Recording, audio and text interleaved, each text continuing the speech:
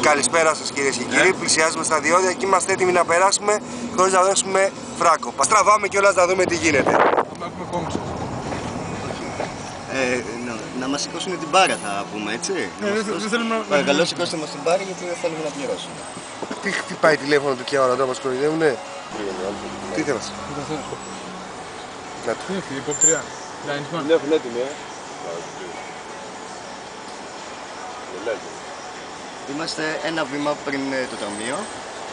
Έχει τη σειρά μας. Έχει τη σειρά μας. Παρακαλώ λέμε να μας ανοίξουν. Το τέτοιο να Γενική πάντα.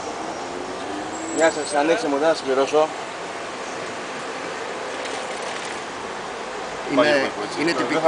Είναι τυπικός ο ταμείας. Είναι τυπικός ο ταμεία. Περίμενε. Θα γίνει λίγο μάλλον. Νομίζουμε ότι Κατέβασε ρολά. προσπαθεί Το έκλεισε το μαγαζί. Ήρθε κοπέλα. Καλησπέρα. Γεια σας. ποιο είναι το πρόβλημα? Σταματήστε δεξιά, κύριε. Όχι, πρέπει απλά να μας σηκώσετε την μπάρα. Δεξιά και αν θέλετε καλό να το... Ναι, φώναξε και το 300.